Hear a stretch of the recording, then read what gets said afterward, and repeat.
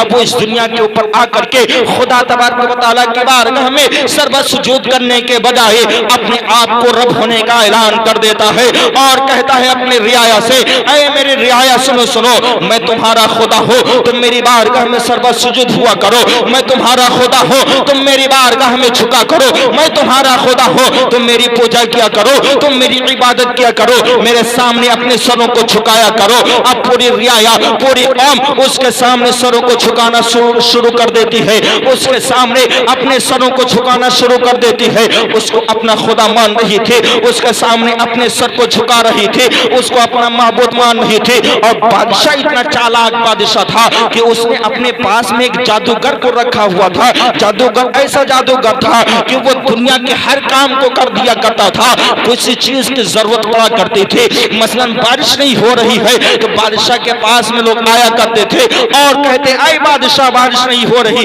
ہمارا علاقہ تباہ و برباد ہو رہا ہے، ہماری فصلیں ختم ہو رہی ہیں، ہمارے جانور پیاسے مر رہے ہیں، ہم لوگ پیاسے مر رہے ہیں، بارش ہو جائے، اے ہمارے خدا بارش ہو جائے۔ جادوگر بارش برسا دیا کرتا تھا، کسی بھی چیز کی ضرورت لگا کرتی تھی فوراً وہ جادوگر لا کر کے دے دیا کرتا تھا۔ آخرکار وہ وقت آ جاتا ہے کہ جادوگر کمزور ہو گیا، بڑھاپے کے عالم میں پہنچ جاتا ہے۔ اس نے ایک مرتبہ اپنے بادشاہ یعنی خدا سے کہا اے بادشاہ سلامت سن، میں تو بہت ہی بوڑھا ہو چکا ہوں، نہ جانے کس وقت میرا انتقال ہو جائے، کسی ایسے کا انتخاب کر دیا جائے کہ میں اس کو جادو سکھا دوں تاکہ تمہارا کام بھی چلتا رہے، لوگ تم کو اپنا خدا بھی مانتے رہے، تمہارے سامنے سربت سجود ہوتے رہے۔ اس نے ایک لڑکے کا انتخاب کر لیا، ایک نوجوان لڑکا اس جادوگر کے پاس میں آیا کرتا ہے، جادوگر اس کو دن بھر جادو سکھاتا۔ اب شام جو ہوتی، شام کو وہ لڑکا اپنے گھر کے اوپر چلا جاتا۔ آخرکار یہ سلسلہ چل ہی رہا تھا۔ اب لڑکا جہاں سے آیا کرتا تھا، راستے میں ایک مسلمان راہب پڑا کرتا تھا، ایک مسلمان راہب رہا کرتا تھا۔ جب اس مسلمان راہب سے اس بچے کی ملاقات ہوتی ہے، اس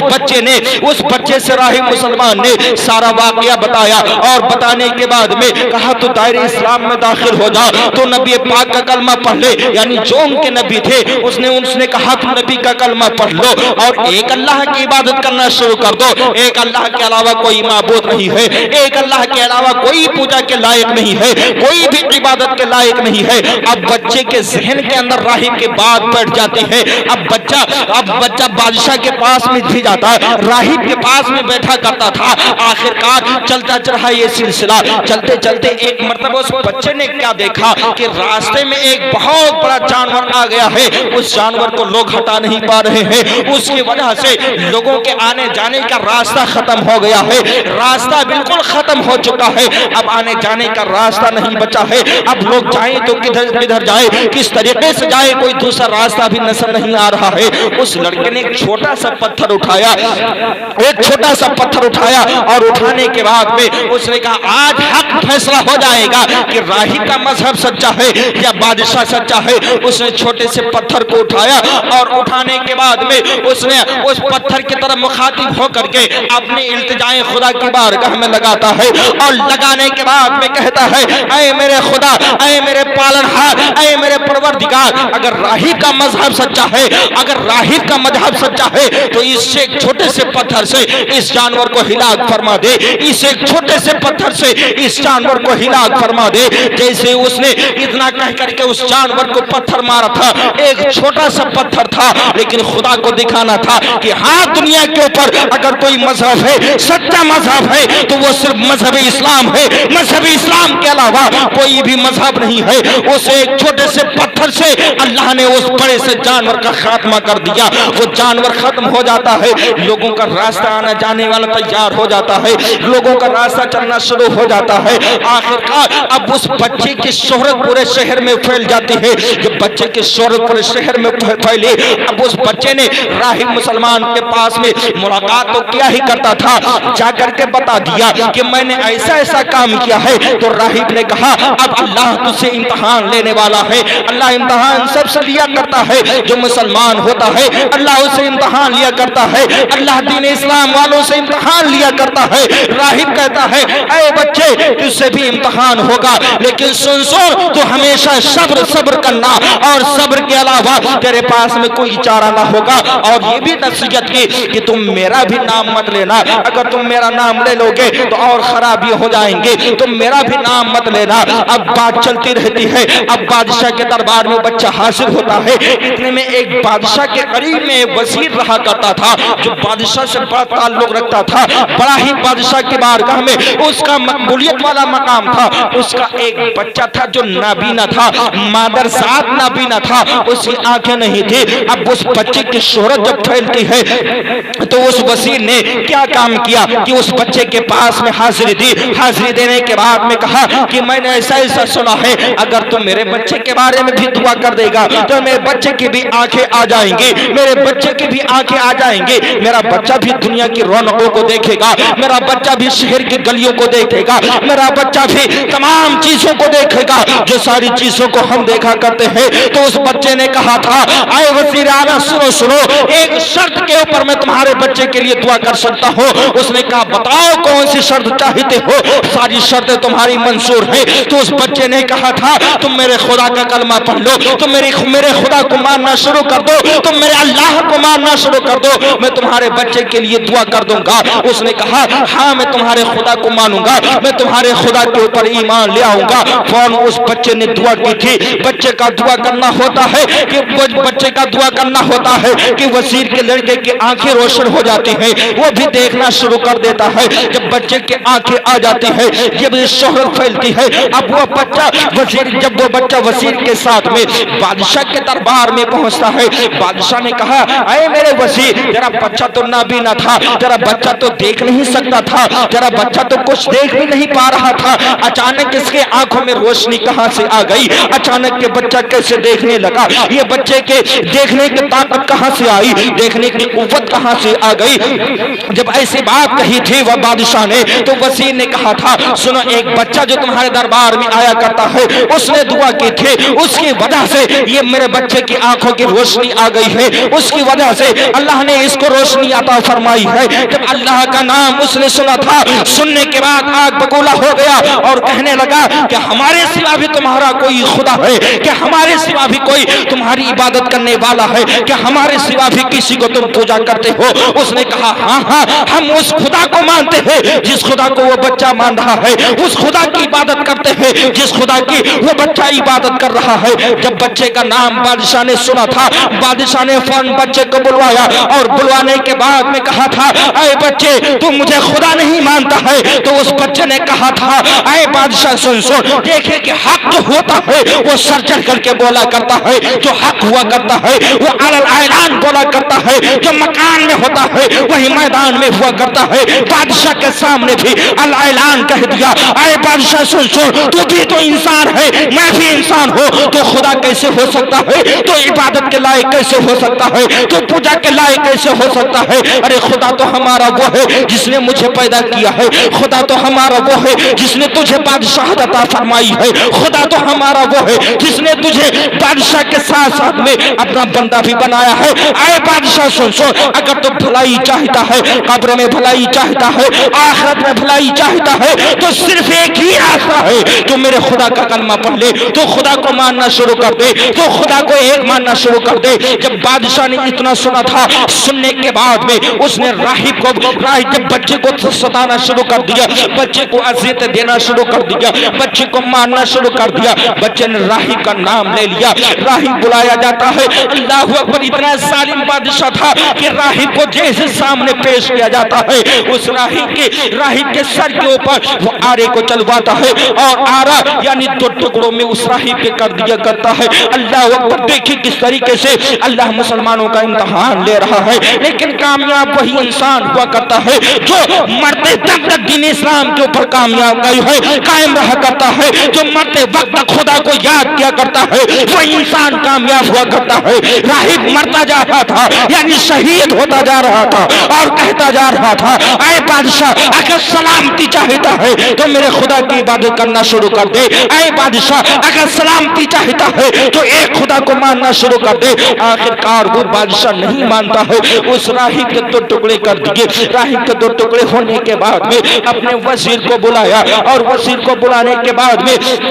اس کے سر کے اوپر بھی آرا کو رکھتا ہے، اس کے بھی 2 ٹکڑے ہو گئے۔ جب اس کے 2 ٹکڑے ہو جاتے ہیں اب راہب کے بچے کی باری آتی، اس بچے کی باری آتی ہے، یعنی وزیر کے بچے کی باری آئی۔ وزیر کے بچے کے سر کے اوپر بھی وہ آرا رکھا جاتا ہے، بچے کی بھی 2 ٹکڑے کر دیے۔ اللہ اکبر، کیسا منظر ہوگا، کیسے نگاہوں نے اس منظر کو دیکھا ہوگا، کیسی نگاہوں نے اس منظر کو دیکھا ہوگا۔ جب لوگوں نے دیکھا تھا اور دیکھنے کے بعد سب کی روحیں کانپ اٹھی تھی کہ کسی انسان کو جو ہے اس کے سر سے سر کے اوپر آرا چلایا جا رہا ہو اور اس کے 2 ٹکڑے کر دیے جا رہے ہو۔ آج کل کا اگر کوئی مسلمان ہوتا تو اپنے دین سے پھر جاتا، لیکن قربان جائیے اس بچے کے اوپر، اس بچے نے پھر بھی اعلان کہا تھا، اے بادشاہ سن، جس طریقے سے تو نے راہب کو 2 ٹکڑے کر دیے ہیں، جس طریقے سے تو نے اس کے 2 ٹکڑے کر دیے ہیں، اسی طریقے سے اگر تو میرے جسم کے 1000 ٹکڑے کر دے تو 1000 ٹکڑوں سے بھی صرف ایک ہی صدا آئے گی کہ اللہ ایک ہے، خدا ایک ہے،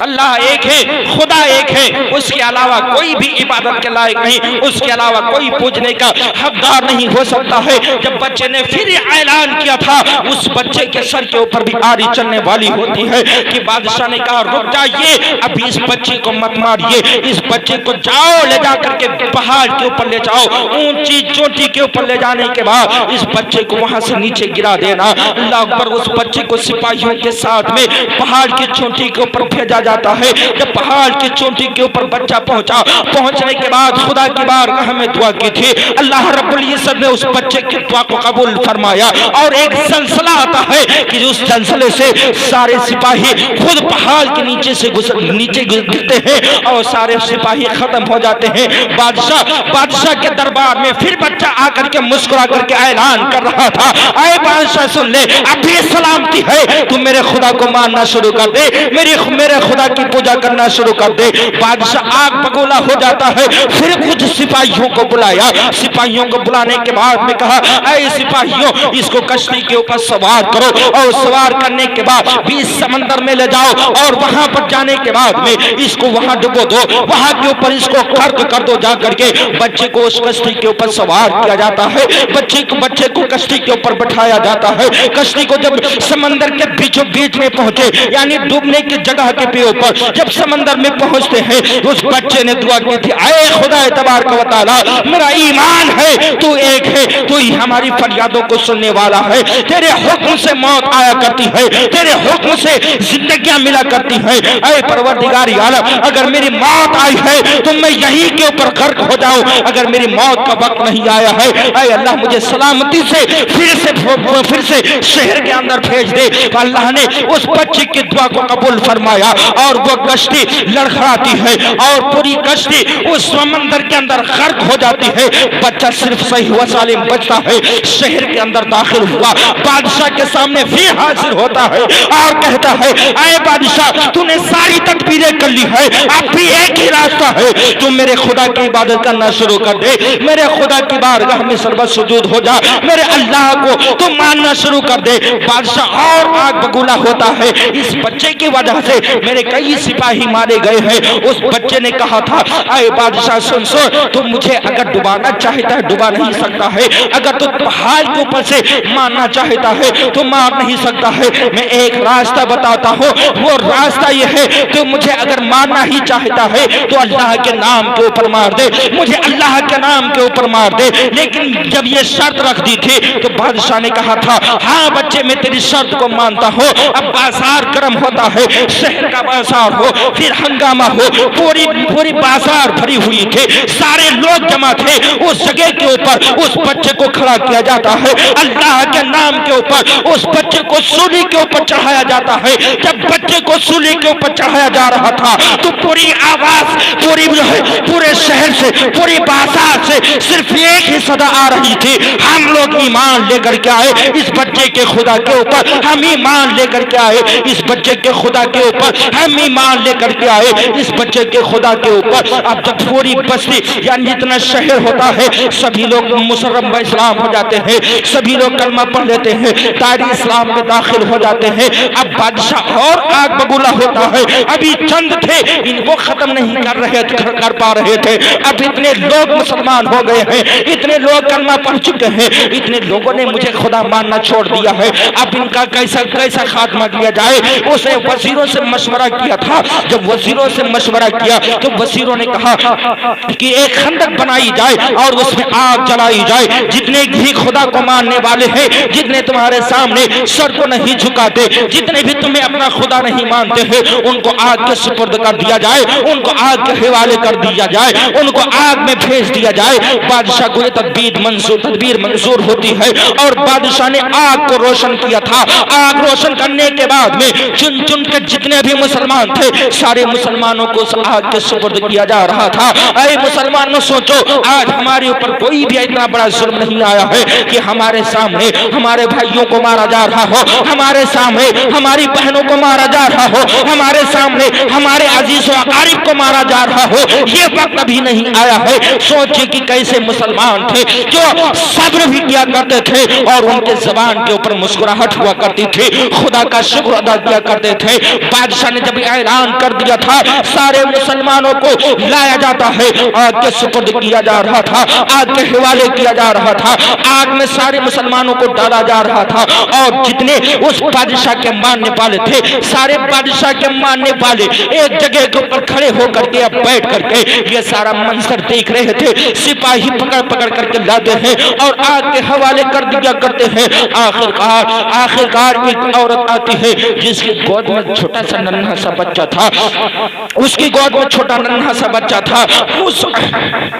اس عورت نے جب اپنے بچے کے چہرے کو دیکھا، دیکھنے کے بعد میں اس کا دل تھوڑا کمزور پڑ جاتا ہے، اس بچے کی وجہ سے اس کے قدم تھوڑا پیچھے کو ہٹنا شروع ہو جاتے ہیں۔ ارے اللہ نے اس بچے کو زبان عطا فرمائی اور بچے نے کہا تھا اے امی جان گھبرانے کی ضرورت نہیں ہے، پریشان ہونے کی ضرورت نہیں ہے، ارے صبر کرنا، ہم حق پر ہے، ہمارا خدا ایک ہے، ہمارا خدا حق ہے۔ جیسے اس عورت نے اپنے دودھ پیتے بچے کی آواز کو سنا تھا فوراً آگ میں چھلانگ لگا دیا تھا، آگ میں کود جاتی ہے اور کہتے ہوئے زمانے کو دس دیتے ہوئے جا رہی تھی اے زمانے والوں، جب جان کی باری آئے جان بھی دے دینا، اولاد کی باری آئے اولاد کو بھی دے دینا، لیکن دین اسلام کے اوپر آنچ مت آنے دینا، دین اسلام سے مت پھر جانا۔ اب ان کا عذاب کیا ہوتا ہے، اللہ کو ان کے اوپر وہ جو مظلوم تھے ترس آتا ہے اور اللہ نے ایسا عذاب ان کے اوپر نازل فرمایا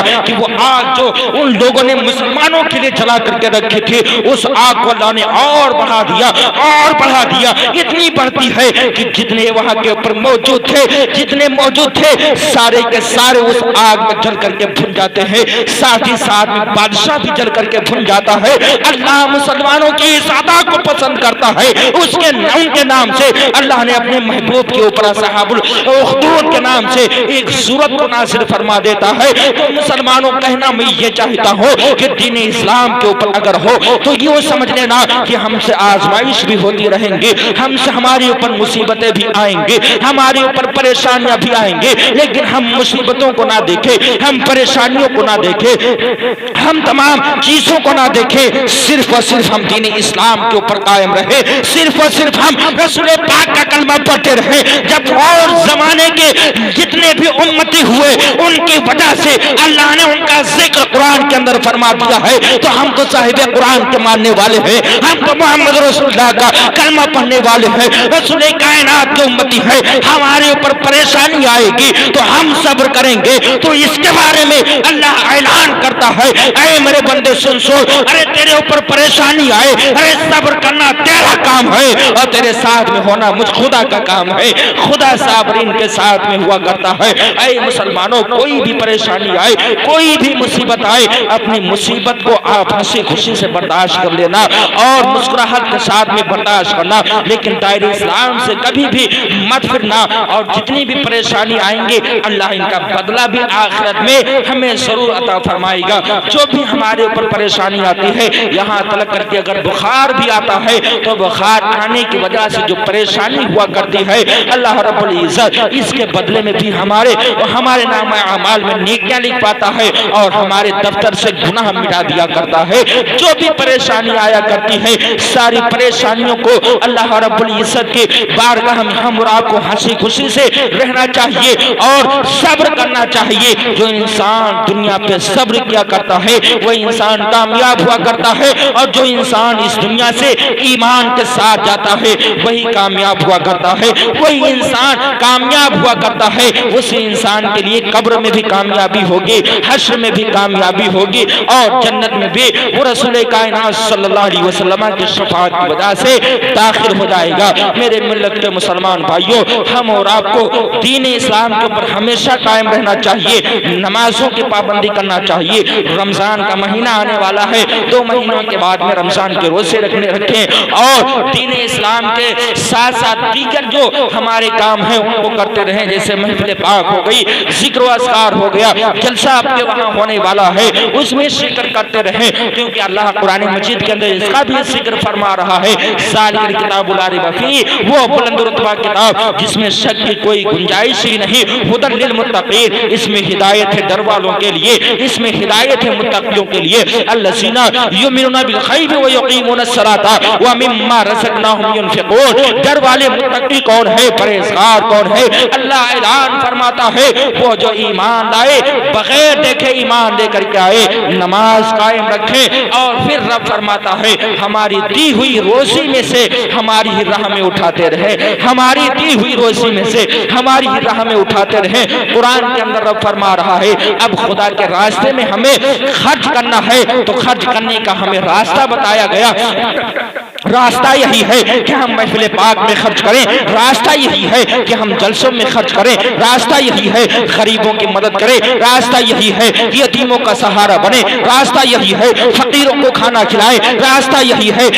دین اسلام کے اوپر جتنا ہم خرچ کریں، مسجد مدرسے میں خرچ کرتے رہے، ہمارا کام ہوگا خرچ کرنا، اور اللہ کا ثواب، اللہ رب العزت اس کا ثواب ہمیں عطا فرمائے گا، اور اللہ اگر اسی ایک نیکی سے خوش ہو گیا تو انشاءاللہ ہماری مغفرت بھی ہو جائے گی، اللہ ہماری بخشش بھی فرما دے گا۔ اے میرے مسلمان بھائیوں، اسی لیے میں زیادہ تر کہا کرتا ہوں کہ اپنے اعمالوں کو سدھارنے کی ضرورت ہے، اپنے دل کو صاف کیجئے۔ حدیث مصطفیٰ ہے، رسول کائنات صلی اللہ علیہ وسلم ارشاد فرماتے ہیں کہ دل جن کے کالے، دل جن کے گندے ہو گئے ہوں، دل جن کے میلے ہو گئے ہوں، جن کے دلوں کے اوپر غبار آ گیا ہو، ان کو صاف کرنے کی ضرورت ہے۔ وہ صاف کیسے ہوں گے؟ اللہ کے رسول ارشاد فرماتے ہیں قرآن کی تلاوت سے دل صاف ہو جایا کرتے ہیں۔ قرآن کی تلاوت کریں، کلام اللہ کی تلاوت کرتے رہیں، کلام اللہ کی تلاوت نہیں کر سکتے تو کلام اللہ کو سنتے رہیں، قرآن مجید کو سنتے رہیں، ذکر و اذکار کو سنتے رہیں، ذکر و اذکار کو ہم سنتے رہیں گے،